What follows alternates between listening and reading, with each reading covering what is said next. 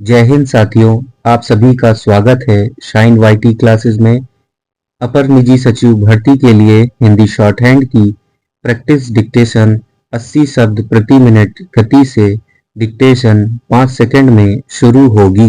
Dictation 5 minute और शब्द 400 होंगे। स्टार्ट। उपाध्यक्ष महोदय, मैंने भाषण के आरंभ में कहा था कि मेरा मन बड़ा दुखी है। इसका कारण केवल वह हिंसा नहीं है जो आज हो रही है।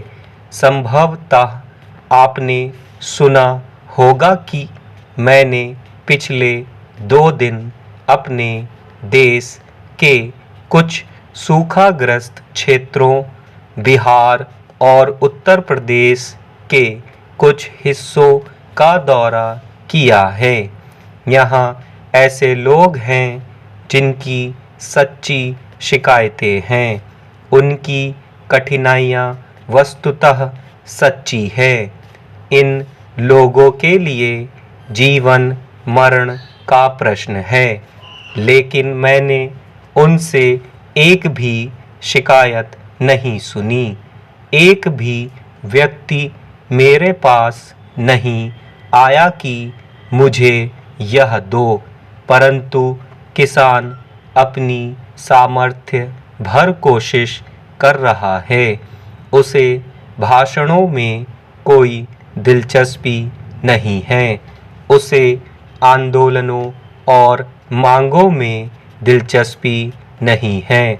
वह अपने समय के प्रत्येक क्षण अपनी शक्ति के प्रत्येक कण का उपयोग जो कुछ पैदा कर सकता है उसे पैदा करने में लगा रहा है।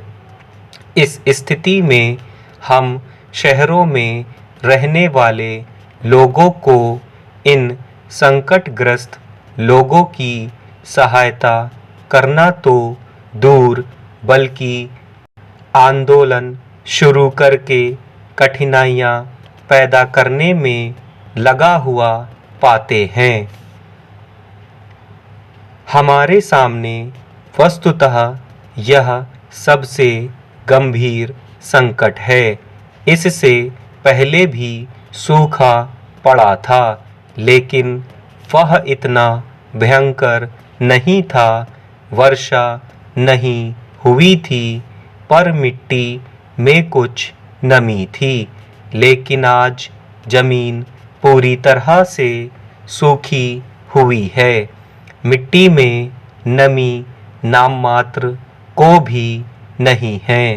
पिछली फसल में सूखे के समय लोगों ने जो सहयोग किया, स्वयं लोगों ने जो काम किया, श्रमिकों, अधिकारियों और गैर सरकारी लोगों द्वारा हर स्तर पर बड़े पैमाने पर जो प्रयास किए गए, हमें उन्हें नहीं भूलना चाहिए।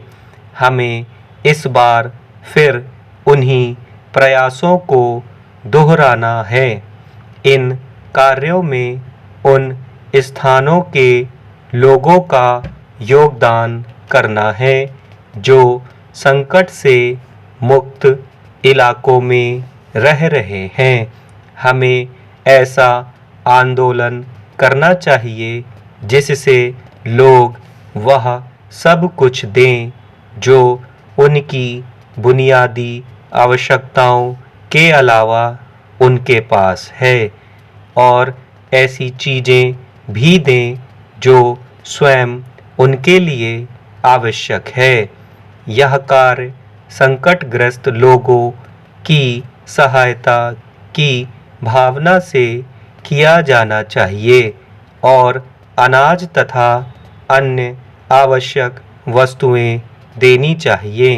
यह ऐसा समय है जब हमें अपने संकट को रचनात्मक कार्य और उत्पादन के स्थायी साधन बनाने के अवसर में बदल डालना चाहिए।